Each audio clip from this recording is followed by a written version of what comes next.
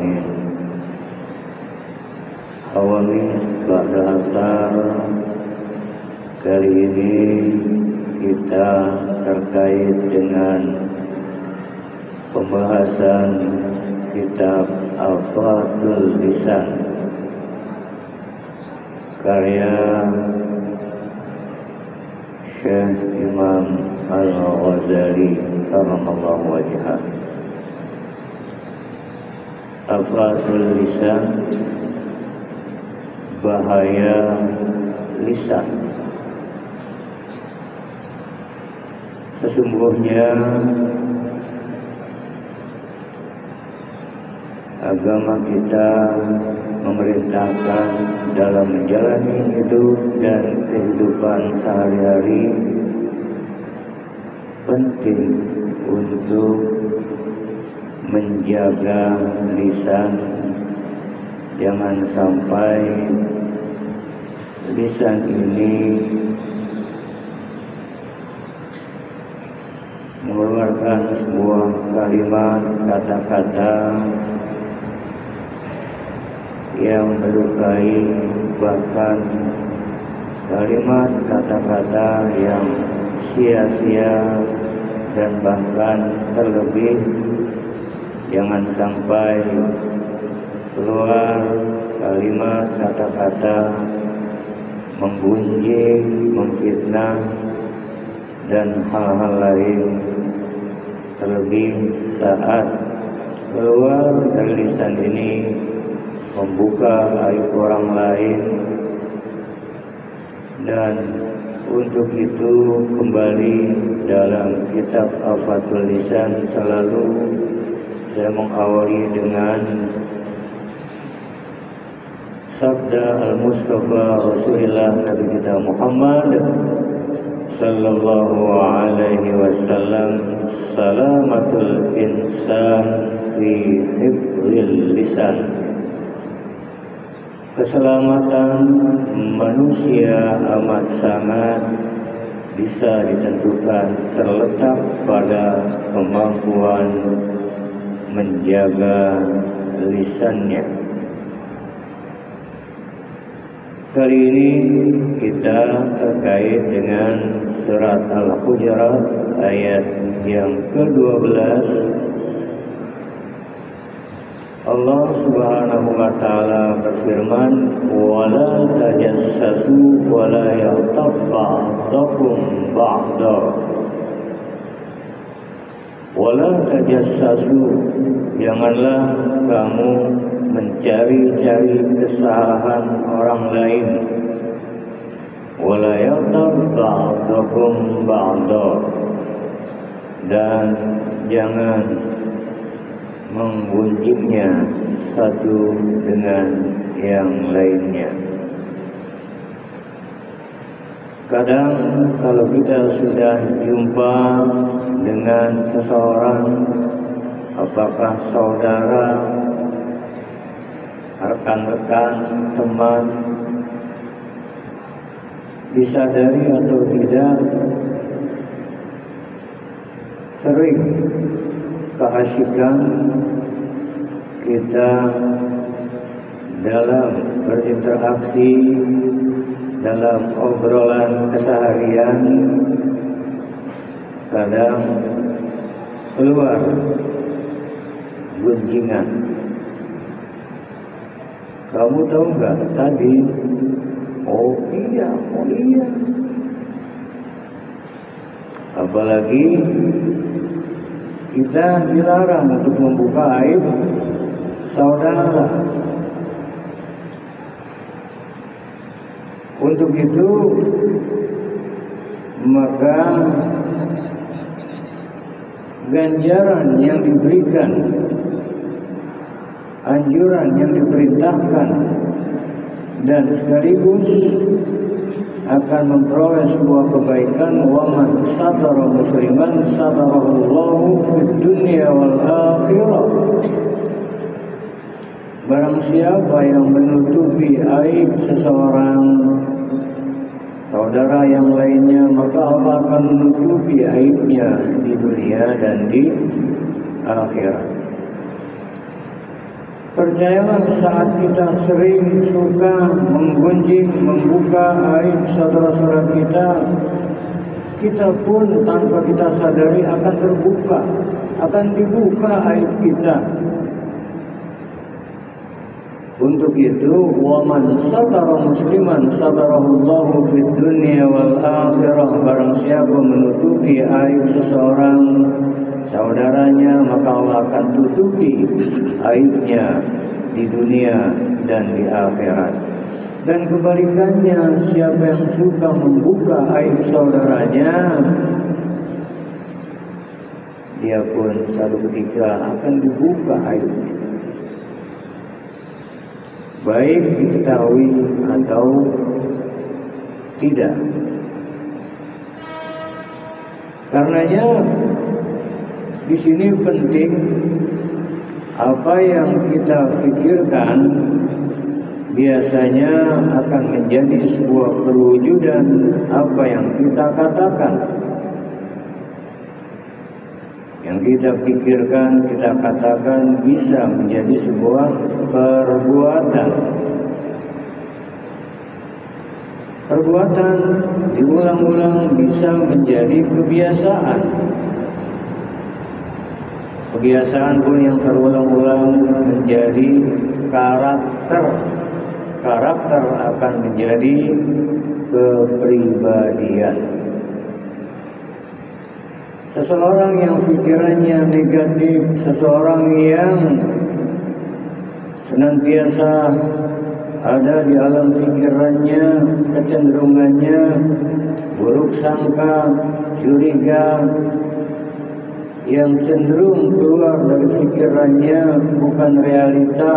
Kalaupun realita pun harus dijaga, apalagi yang keluar hanya sifatnya persepsi,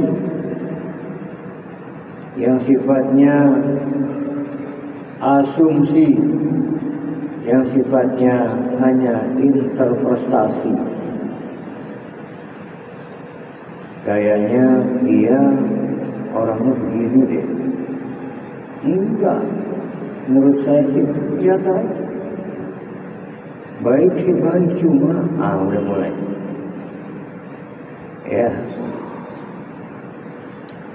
Akhirnya kalau diulang-ulang, kita punya hobi ngerumpi, kita punya hobi bergunjing, menggunjing, kita punya kebiasaan menuduh ataupun hal-hal yang dimaksud adalah membuka aib saudaranya.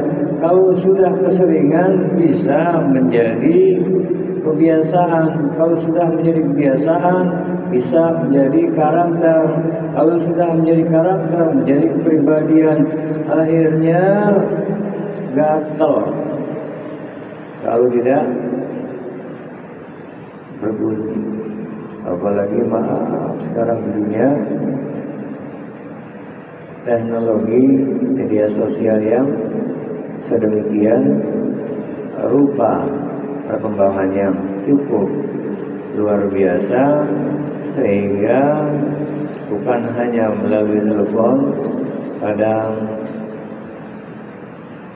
bentuk-bentuk WA, grup dan sebagainya bisa, bukan melalui lisan tapi melalui bahasa. WA grup bisa menjadi gunjingan. Nah, maka penting di sini kita untuk menjaga dua lubang, al-ajwa fanil, famul wal farju. Dua lubang yaitu lubang mulut dan lubang yang di bawah pusar. Karenanya kehidupan ini, saya ingin mengulang, ini kalau tidak hati-hati, satu jengkal di atas dan satu jengkal di bawah. Yang dimaksud satu jengkal di atas dari bagian leher kita, satu jengkalnya adalah mulut Yang di bawah, satu jengkal ke bawah dari pusat kita adalah kemaluan. Ini penting, harus dijaga. Dan untuk itu maka agar kita terbiasa untuk menjalani hidup dan kehidupan ini, lidah kita, lisan kita mampu terjaga sehingga terhindar dari bahaya lisan. Falyaqul khairan aw liyasmut, katakan yang baik-baik saja atau lebih baik diam. Saya senang dengan hadis ini untuk kaitannya bahasan Al-Fatul Lisan karya Imam Al-Ghazali terkait dengan bahaya lisan. Rasulullah Nabi Muhammad Sallallahu Alaihi Wasallam dalam sebuah sabdanya, ala ukhbirkum bi aysaril ibadati wa ahwaniha 'ala al-badani sumtu wa husnul khuluq. Maukah kalian aku kabarkan tentang ibadah yang paling mudah dan paling ringan bagi anggota tubuh, yakni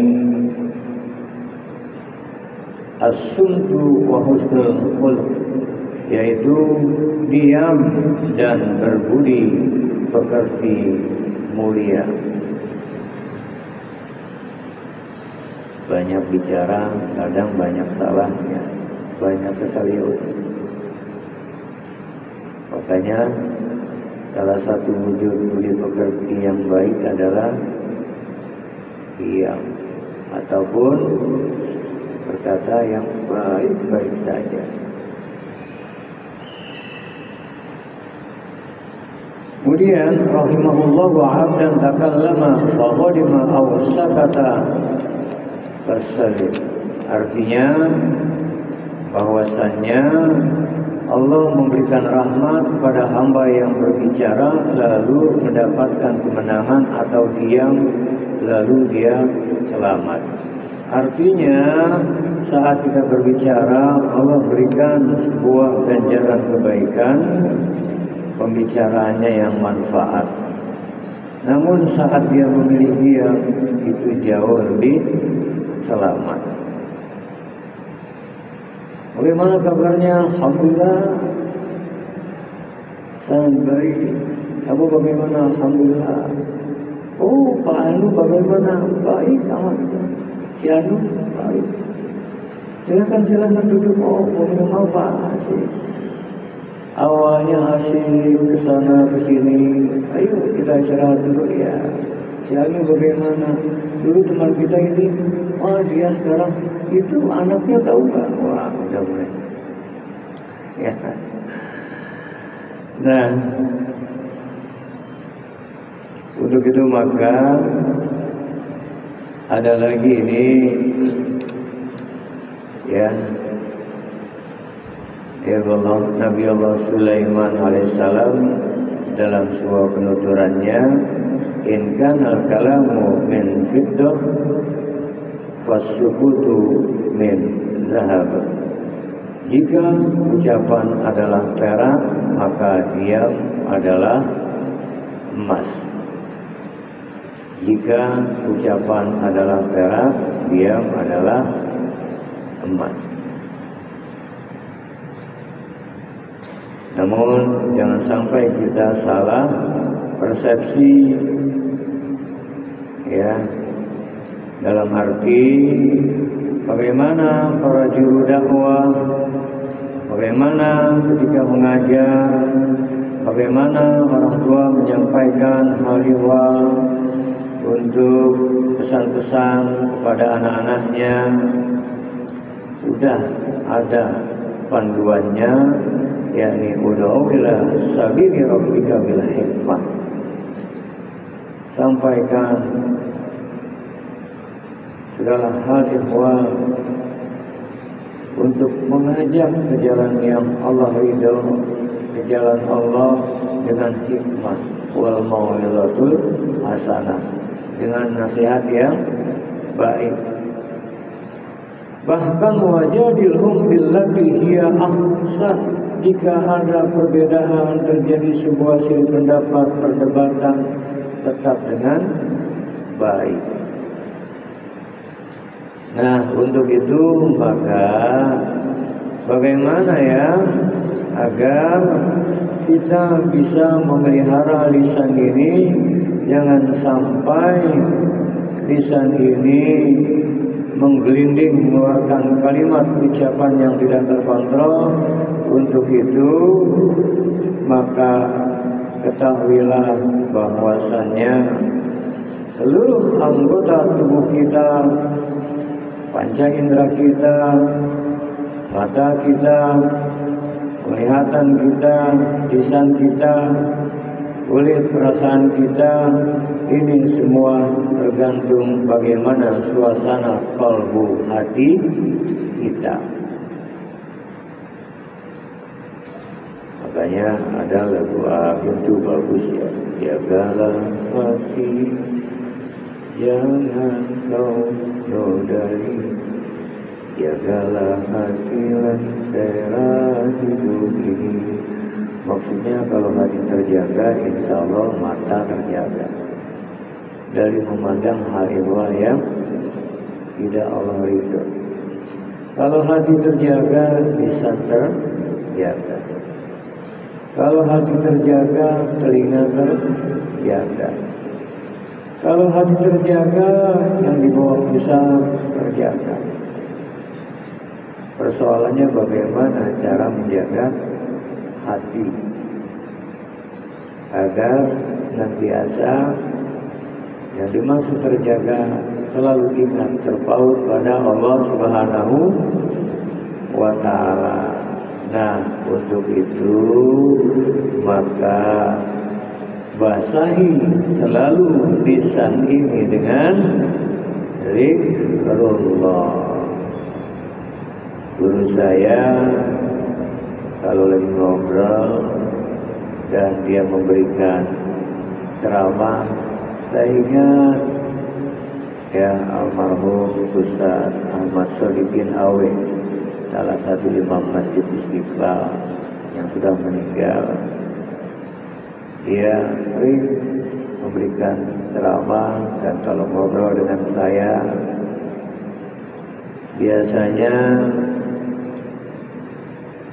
kesandungnya orang yang ahli zikir, yang biasa berzikir, dengan kesandungnya orang yang jarang berzikir itu udah beda.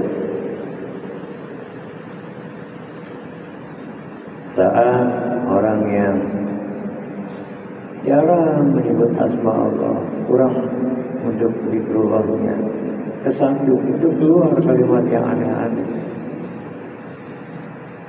Ya, tapi beda dengan orang yang biasa zikir. Kesandung astagfirullahaladzim, dia spontan kabur, masya Allah, Allah. Dan otomatis selera. Kalau hati sehat, orang yang sehat senang makan sesuatu yang lezat dan nikmat. Orang yang sehat badan, kalau sehat, dia enak makan yang bergizi, gak mau makan yang sifatnya merusak, apalagi memabukkan. Orang yang sehat, dia tahu, bisa merasakan ini enak, tidak enak.